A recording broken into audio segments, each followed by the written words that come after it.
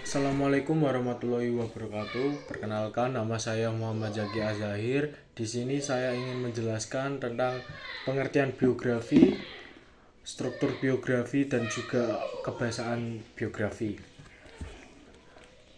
Untuk pengertian, biografi adalah karya sastra yang berisikan riwayat hidup seseorang, tokoh yang dianggap penting oleh masyarakat tertentu.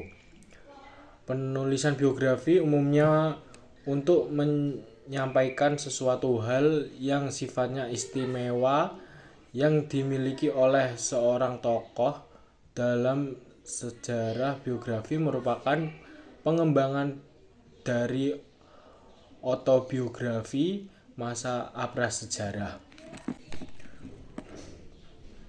Lalu ada juga struktur teks biografi. Struktur teks biografi terdiri atas 3 bagian, yaitu orientasi, kejadian atau peristiwa penting, dan reorientasi. Berikut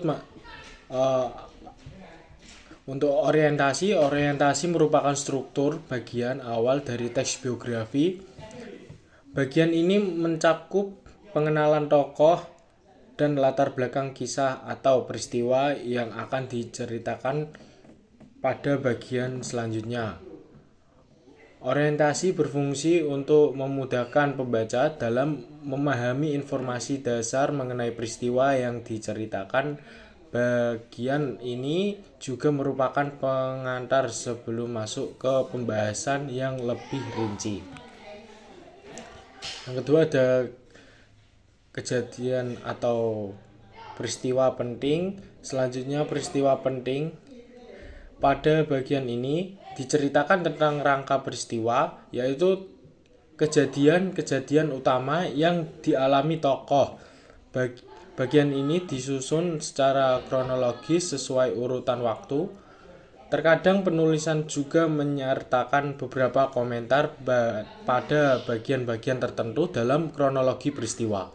Bagian ini juga merupakan inti dari teks biografi karena pada bagian ini pembaca dapat mengambil hikmah dalam teladan dari kisah hidup tokoh. Yang ketiga ada reorientasi. Terakhir yaitu reorientasi. Bagian ini berisi komentar atau pernyataan simpulan mengenai rangkai peristiwa yang telah diceritakan sebelumnya. Orientasi berperan sebagai penutup pada teks biografi dan bersifat opsional. Bagian ini memudahkan pembaca dalam memahami peristiwa yang telah diceritakan dan memahami alasan tokoh tersebut patut dijadikan teladan bagi banyak orang. Setelah itu ada juga kebahasaan pada teks biografi. Teks biografi memiliki kaidah kebahasaan yang dominan. Berikut yang akan saya sampaikan. Yang pertama ada menggunakan kata ganti orang ketiga tunggal, contohnya ia, dia, atau beliau. Yang kedua ada menggunakan kata kerja, tindakan atau menjelaskan peristiwa atau perbuatan fisik yang dilakukan oleh tokoh, contohnya belajar, membaca, perjalanan, dan melempar. Yang ketiga ada menggunakan kata deskriptif untuk memberikan informasi rinci tentang sifat-sifat tokoh, contohnya seperti jenius, rajin, ulet. Yang keempat ada menggunakan kata kerja pasif untuk menjelaskan peristiwa yang dialami tokoh sebagai subjek yang diceritakan, contohnya diberi, ditugaskan, atau dipilih. Yang kelima menggunakan kata kerja mental dalam menggambarkan peran tokoh, contoh yakni memahami, menyetujui, menginspirasi, atau mencintai.